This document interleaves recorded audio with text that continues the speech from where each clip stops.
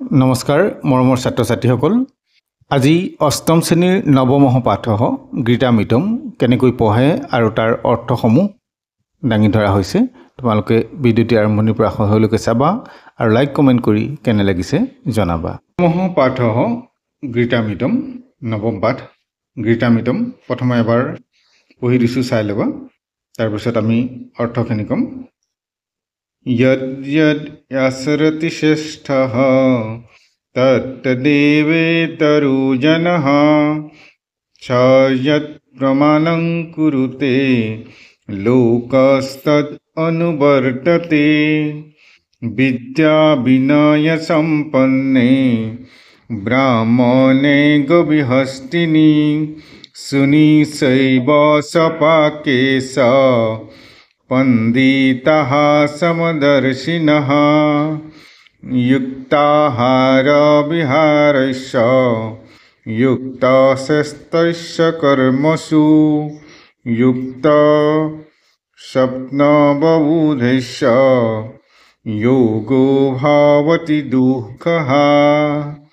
यत्करोषि यत्स्नोषि यस्सुहोषि ददासि यत्तपस्यसि कौन्तेय तत्कुरुष्व मदर्पणम्। तद्दृष्टा सर्वभूतानां मैत्रः करुण एव स निर्ममो निरहङ्कारः समदुःखसुखशमी। देवद्विज गुरुप्रज्ञा पूजनं सौसम् आर्जवम् ब्रह्मचर्यम् अहिंसा शरीरं तप उच्यते। अनुद्वेगकरं वाक्यं सत्यं प्रियहितं च यत् स्वाध्यायाभ्यसनं चैव वाङ्मयं तप उच्यते।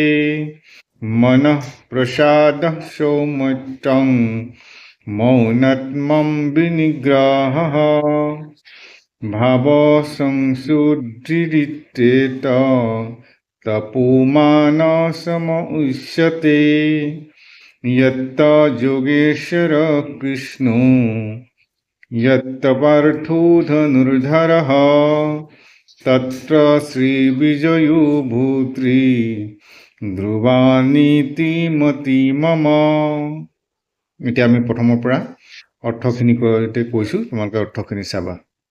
প্ৰথম শ্লোকটো চাবা।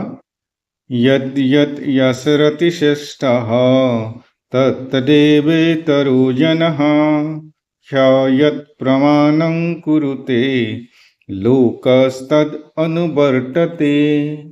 ইয়াৰ অৰ্থটো হ'ল যে শ্ৰেষ্ঠ জ্ঞানীজনে যি আচৰণ কৰে অন্য সাধাৰণ পুৰুষে তাকে অনুসৰণ কৰে, সেইজনে যিহকে প্ৰমাণ কৰি দিয়ে মানুহে তাকে অনুসৰণ কৰি থাকে। ২ নম্বৰ শ্লোক।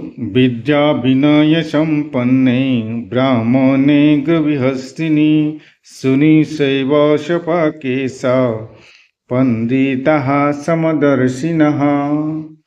ইয়াৰ অৰ্থটো কি বুলি ক'লে যে সেই জ্ঞানী পুৰুষজন বিদ্বান আৰু বিনয়ী তথা গৰু, হাতী, কুকুৰ, চাণ্ডালত, ব্ৰাহ্মণত সমদৰ্শী হয়।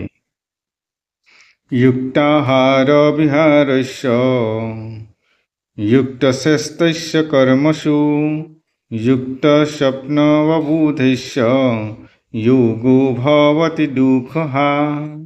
অৰ্থাৎ যাৰ খোৱা বোৱা আৰু বিহাৰ অৰ্থাৎ মনোৰঞ্জন আদি যথা নিয়মে চলি থাকে, কৰ্ম কৰোঁতে যাৰ আচৰণ নিয়ন্ত্ৰিত, যাৰ হোৱা জাগ্ৰত হোৱা নিয়মিত, সেইজনে দুখনাশক এই যোগ লাভ কৰে। यत्करोषि यत्स्नासि युयुहोषि ददासि यत्पश्यसि कौन्तेय तत्कुरुष्व मदर्पणम्। হে কুন্তীপুত্ৰ, তুমি যি কামেই কৰা, যি খোৱা, যি হৰণ কৰা, যি দানকে দিয়া আৰু যি তপস্যা কৰা, সেই সকলোবোৰ মোক অৰ্পণ কৰা। অদৃষ্টা সৰ্বভূতানাং মৈত্তঃ কৰুণ এব চ নিৰ্মমো নিৰহংকাৰঃ সমঃ দুঃখ সুখ শমী। যিজন পুৰুষে সকলো প্ৰাণীৰ প্ৰতি বৈৰভাৱৰহিত, মৰমীয়াল, স্বাৰ্থৰহিত, সকলোৰে প্ৰতি স্নেহশীল, অহৈতুক দয়ালু তথা মমত্ববৰ্জিত, অহংকাৰ শূন্য, সুখ আৰু দুখৰ প্ৰতি সমভাৱাপন্ন আৰু ক্ষমাশীল।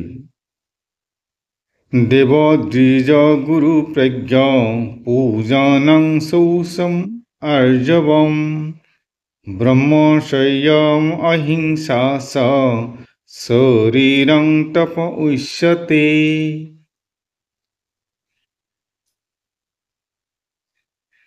দেৱতা, ব্ৰাহ্মণ, গুৰুমাতা, পিতা, আচাৰ্য, বৃদ্ধ আৰু জ্ঞানীজনক পূজন তথা পবিত্ৰ সৰলতা, ব্ৰহ্মচৰ্য আৰু অহিংসা এইবিলাক শাৰীৰিক তপ বুলি কোৱা হয়। অনুদ্ৰেগকৰং বাক্যং সত্যং প্ৰিয় হিতং চ য়ৎ শ্ৰদ্ধায়াভ্যসনং চৈব বাংময়ং তপ উচ্যতে। উদ্বেগ উৎপন্ন নকৰা, প্ৰিয় আৰু হিতকাৰক আৰু যথাৰ্থ ভাষণ তথা যি বেদাদি শাস্ত্ৰৰ পঠন আৰু পৰমেশ্বৰৰ নাম জপৰ অভ্যাস, এইবিলাকক বাণী সম্বন্ধীয় তপ বুলি কোৱা হয়। মনঃ প্ৰসাদ সৌমিত্ৰং মৌনাত্ম বিনিগ্ৰহ ভাৱ সংশুদ্ধিৰিতপো মানসম উচ্যতে।